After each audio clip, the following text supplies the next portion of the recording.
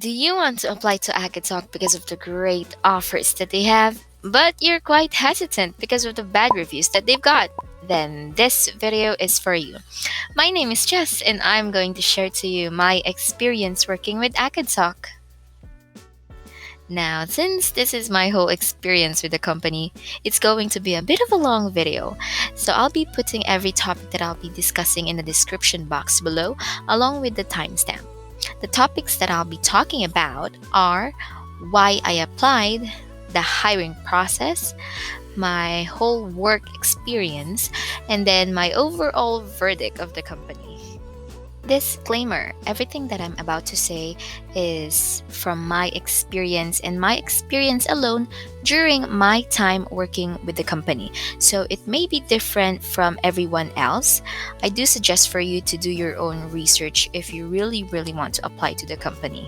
I'm guessing that the reason why you clicked on this video is because you saw that Facebook ad where they did say that you can earn as much as 30,000 to 60,000 per month.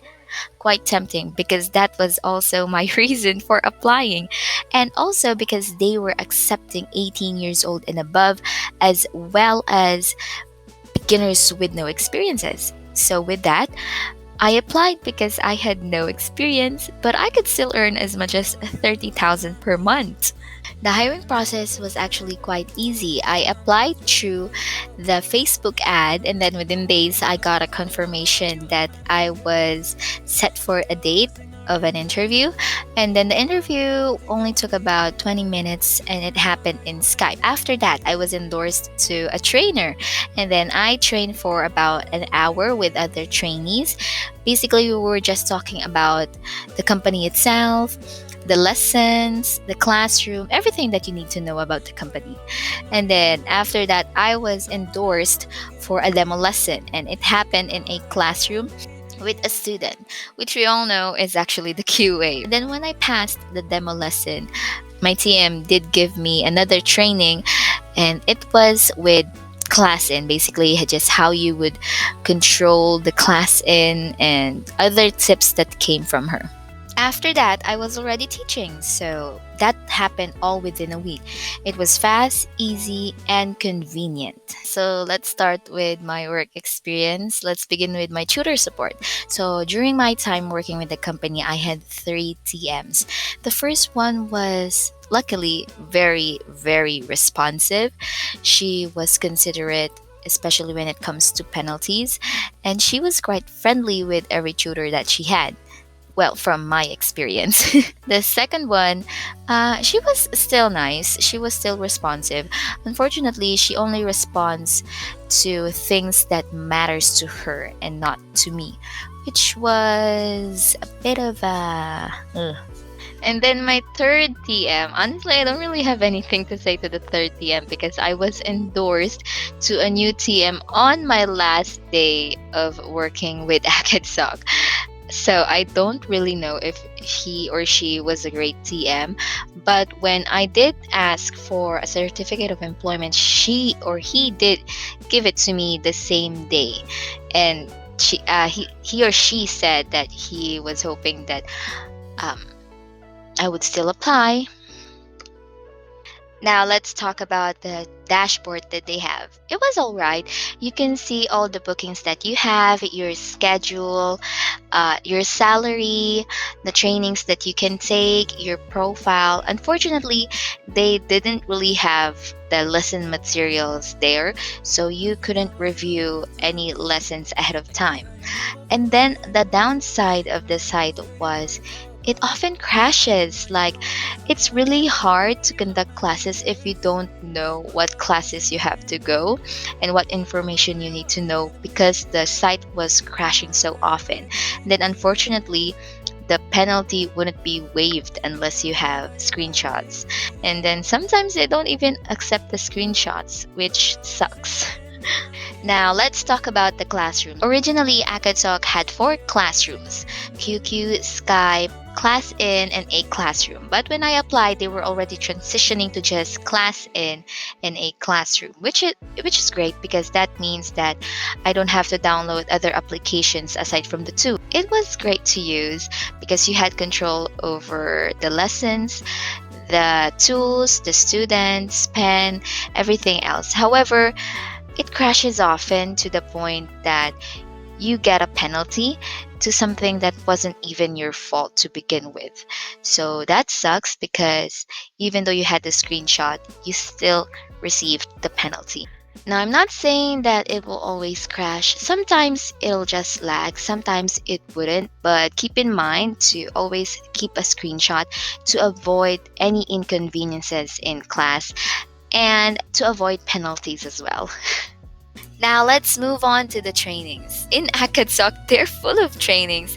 Training for the lessons, the classroom, the students, and for you, which is actually great, especially for beginners because you get this knowledge that you need for the industry that you're still new in. However, it is inconvenient if you are working full time and you still need to do all these things that you don't really think you need at the moment, but you don't have a choice because it's their requirement.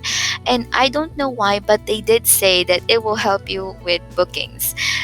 But it's not really convenient for me, especially if I have other things to do. So with the trainings, it's great, but I don't think I want to use most of my time training instead of doing other things that matters more.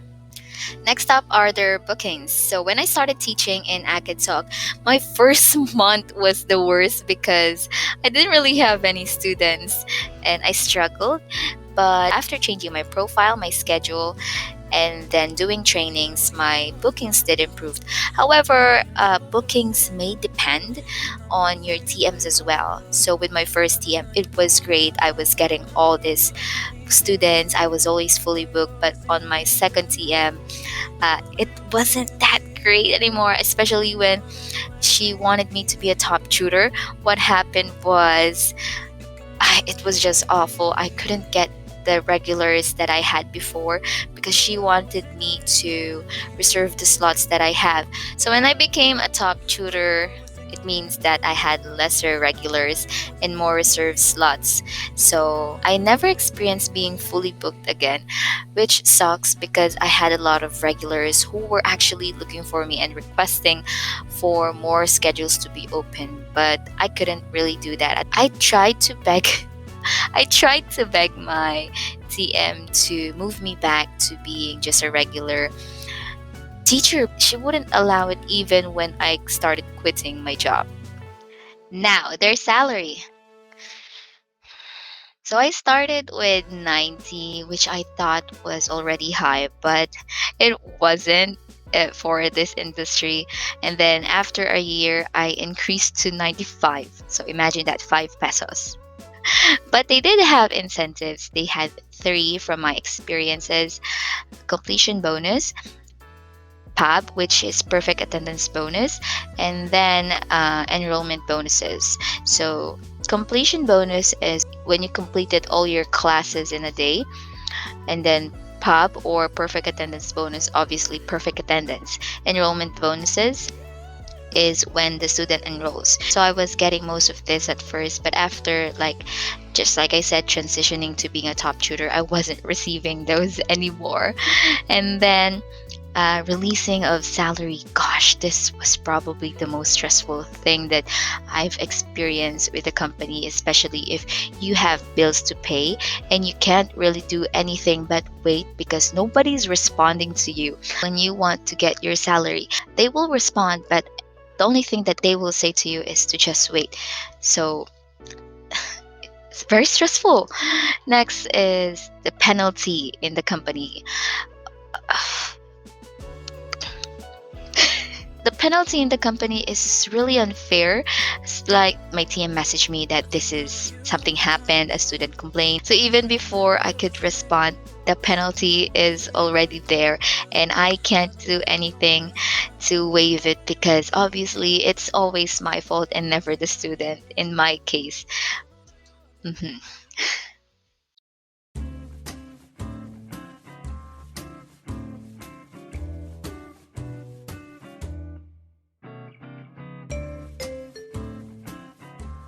Oh, and by the way, my highest salary was 9 to 10,000 pesos per cutoff, I was working 8 hours on the weekdays, 10 hours on the weekends. I was receiving bonuses as well. So just the thought that you can earn 30,000 per month didn't sound right for me when I was working already, because I was doing everything, but I wasn't achieving this. Overall, I do think that ACADSOC is a great training ground for beginners, especially for those looking for experiences. However, the company isn't really good for long term, because you stop improving or growing at a certain point, and you start to question if it's still worth it to stay in the company.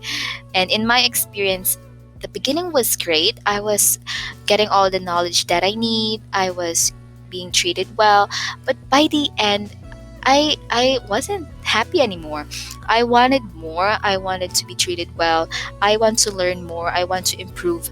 And I didn't really see that with ACADSOC. That's why I believe that if you want to have this long-term relationship with the company, I think you should reconsider other companies. But if you want experiences, go with ACADSOC. So that was it.